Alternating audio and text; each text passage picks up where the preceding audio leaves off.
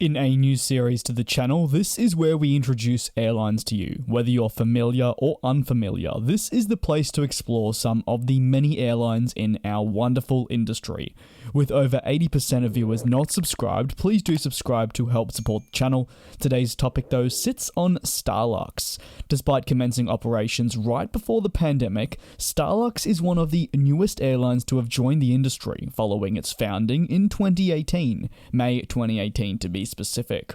Starlux is an airline based out of Taiwan and is focused on being an international carrier over the years. As a result, they've developed and also enhanced their fleet, looking towards the future. However, given that their launch date is only a handful of months or even was during the early stages of a global pandemic, one could certainly argue and put a case forward that their launch hasn't been as optimal as they may have initially envisaged in 2018 when they were founded. As with any airline, the start date of 2020 was later than initially expected, with plans noting that the airline could have launched services as early as 2018, but of course that being the year that they were founded.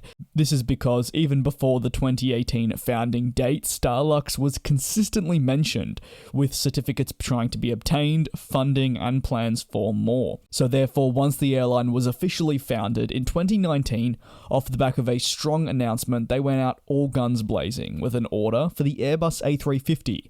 Now, typically when new airlines emerge, they work their way up to the big leagues, potentially initially investing in second-hand aircraft for many years before eventually placing an order for new planes. However, with an order for close to 20, it became quickly apparent that this was the country's most significant single Airbus purchase agreement in history, and especially for a wide-body plane like the 350. It also came as the airline aimed to be an all-Airbus airline, with commitments for the A320neo family series as well. In addition, these types would arrive sooner than the 350, with Starlux's first A350 at the time of publishing only being delivered some 2 months ago.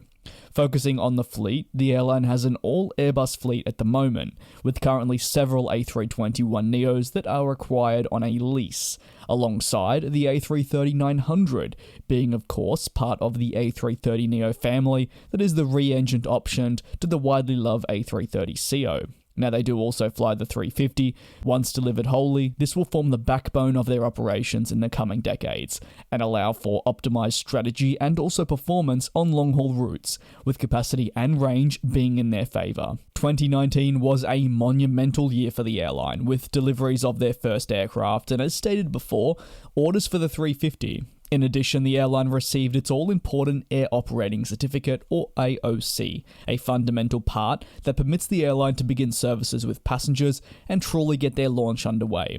Sadly, this launch was flawed, with the pandemic halting most of the destinations they did initially plan on launching to.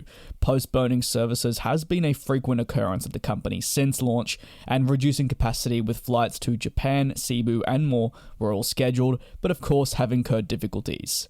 Now, with plans for North America as travel rebounds, they're hoping the tides can swing in their favor with fantastic new services with their 350s. They're plotting further expansion into the Philippines and hoping to strengthen their presence in other regions, from Thailand to Japan to Vietnam and onwards to Malaysia.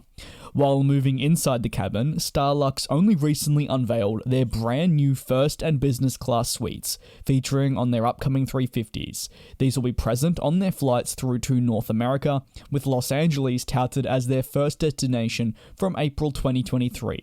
Although Starlux's first class will see a single row of only 4 seats throughout the cabin, the airline is looking more towards intelligent and sophisticated, as this can extend through to their business class with a modern interior that does see closing privacy doors, a now very in-demand feature that stretches across many airlines' business classes.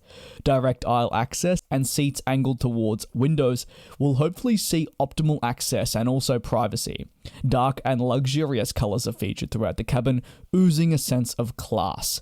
One potential downside, though, has been the difference between first and business, with many noting and believing that the gap between the two is not nearly large enough to justify the jump and investment, where the product on business is more than adequate. Starlux aims to grow in the coming years. This can be seen through other aircraft joining up, and in addition, the further expansion of a route network that will see them dip into the North American market.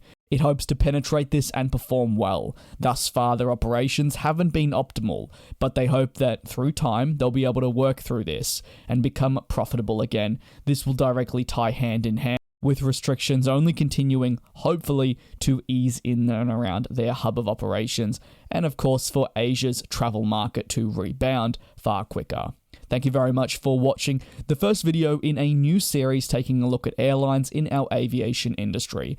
Do comment below the airline you'd like to see next covered, and we'll be sure to add it to our list and hopefully get to it one day in the future. If you have any thoughts on Starlux, please don't hesitate to let us know down below in the comments. Thanks for watching, and we will see you next time.